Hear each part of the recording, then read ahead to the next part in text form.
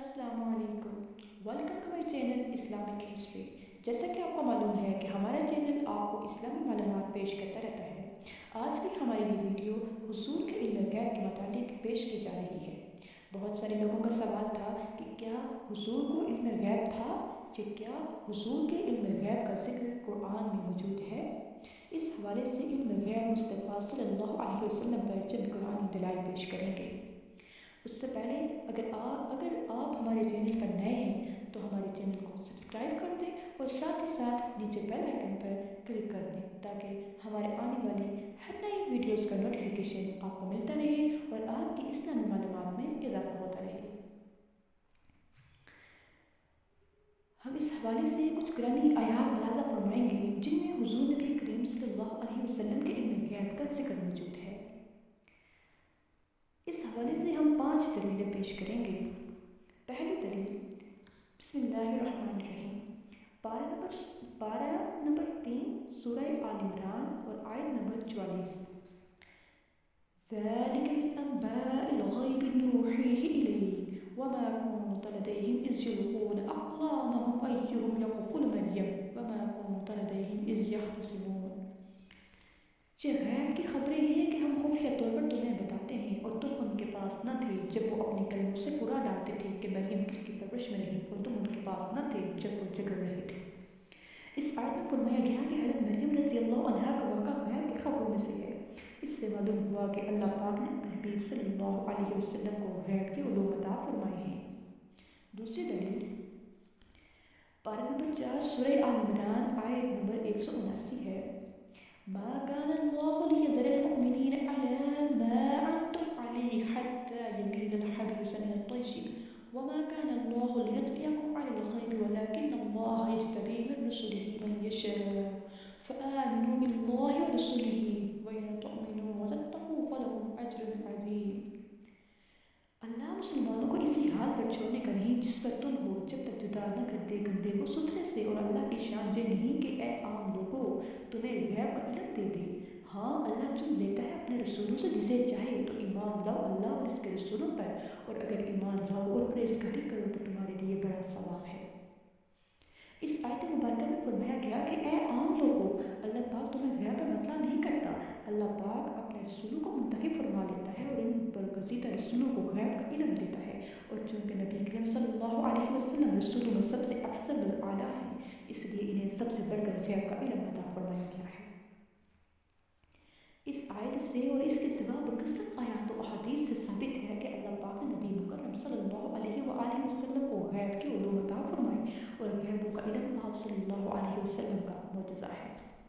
آیت کے آخر میں فرمایا کہ اے لوگوں تمہیں غیب کا علم نہیں دیا جاتا، تمہارا کام یہ ہے کہ اللہ پاک اور اس کے رسولوں پر ایمان لاؤ، جس میں یہ بات بھی داخل ہے کہ اس بات کی تصدیق کرو کہ اللہ پاک نے اپنے برگزیدہ رسولوں کو غیب پر مطلع کیا ہے۔ تیسری دلیل، پارہ نمبر 5 سورۃ النساء آیت نمبر 113۔ وَأَنزَلَ اللَّهُ عَلَيْكَ الْكِتَابَ وَالْحِكْمَةَ وَعَلَّمَكَ مَا لَمْ تَكُنْ تَعْلَمُ وَكَانَ فَضْلُ اللَّهِ عَلَيْكَ عَظِيمًا۔ اور اللہ نے آپ پر کتاب اور حکمت نازل فرمائی اور آپ کو وہ سب کچھ سکھا دیا جو آپ نہ جانتے تھے، اور آپ پر اللہ کا فضل بہت بڑا ہے۔ یہ آیت مبارکہ حضور اقدس صلی اللہ علیہ وسلم کی عظیم مداح پر مشتمل ہے۔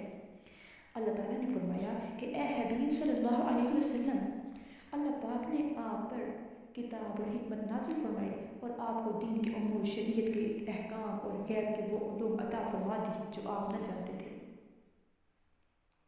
امام فخر الدین رازی رحمۃ اللہ علیہ فرماتے ہیں، اللہ پاک نے پوری مخلوق کو جو علم عطا فرمایا اس کے بارے میں ارشاد فرمایا، وَمَا أُوتِيتُم مِّنَ الْعِلْمِ إِلَّا قَلِيلًا، اور اے لوگوں تمہیں بہت تھوڑا علم دیا گیا ہے۔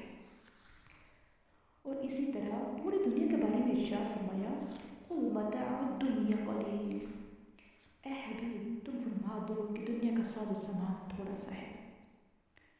تو جس کے سامنے پوری دنیا کا علم اور خود ساری دنیا قلیل ہے، وہ جس کے علم کو عظیم فرما دے، اس کی عظمتوں کا اندازہ کون لگا سکتا ہے۔ چوتھی دلیل، تِلْكَ مِنْ أَنْبَاءِ الْغَيْبِ نُوحِيهَا إِلَيْكَ مَا كُنْتَ تَعْلَمُهَا أَنْتَ وَلَا قَوْمُكَ مِنْ قَبْلُ هَٰذَا فَاصْبِرْ إِنَّ الْعَاقِبَةَ لِلْمُتَّقِينَ۔ یہ کچھ غیب کی خبریں ہیں جو ہم تمہاری طرف وحی کرتے ہیں، اس سے پہلے نہ تم انہیں جانتے تھے اور نہ تمہاری قوم جانتی تھی، تو تم صبر کرو، بے شک اچھا انجام پرہیزگاروں کے لیے۔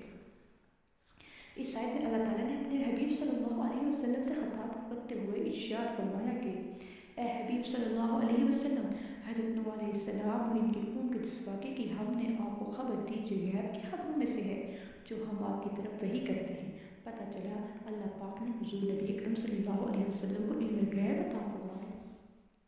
پانچویں دلیل، ذَلِكَ مِنْ أَنْبَاءِ الْغَيْبِ نُوحِيهِ إِلَيْكَ وَمَا كُنْتَ لَدَيْهِمْ إِذْ أَجْمَعُوا أَمْرَهُمْ وَهُمْ يَمْكُرُونَ۔ یہ کچھ غیب کی خبریں ہیں جو ہم تمہاری طرف وحی کرتے ہیں اور تم ان کے پاس نہ تھے جب انہوں نے اپنا کام پکا کیا تھا اور وہ دور چل رہے تھے۔